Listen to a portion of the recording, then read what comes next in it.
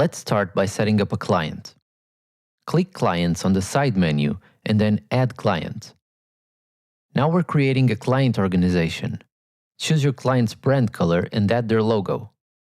You can add two versions of the logo, one for light themes and one for dark themes. Now let's create a client contact. Click Add First Contact.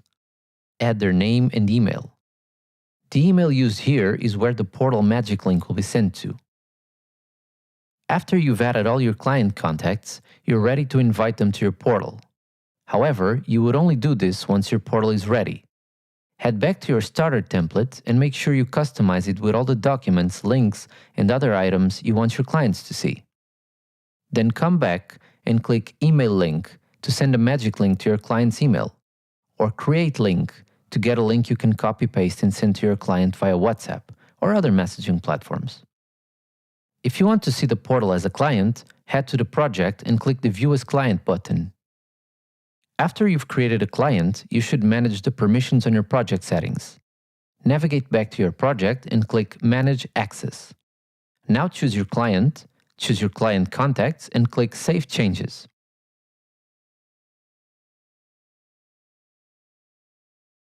Now it's time to customize the portal. Let's navigate to the Project Settings menu. On the first tab, you can change your project name, add tags, change your currency, and the display language of your portal. On the second tab, Branding, we can customize the color scheme to better match your client's colors. We can choose between light and dark modes and choose a main color, which will reflect in various aspects of the portal. In Portal Dashboard Header, we can choose between light and dark modes, independent from the rest of the portal. The tint color will be overlaid over the background image. You can customize the background image here.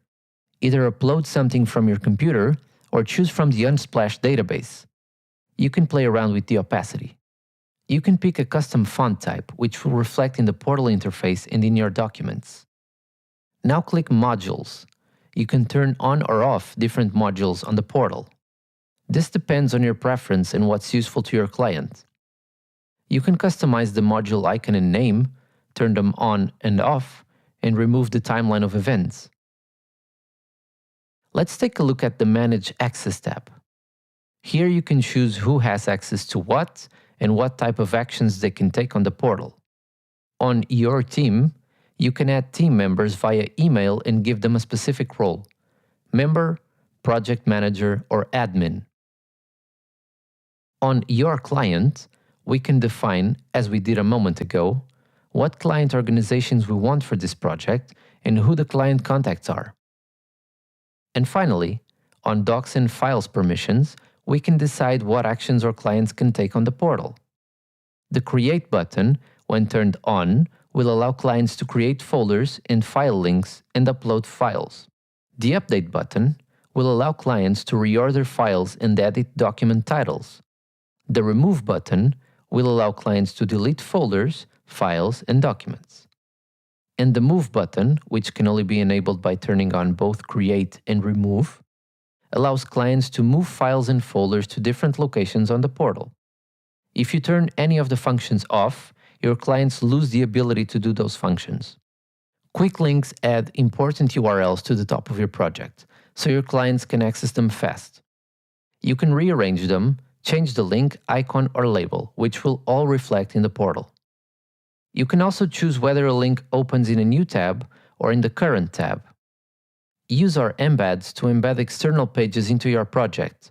Just make sure the pages are publicly available. In this example, I'll use this Trello board. Just copy the URL and paste it in SuperOkay.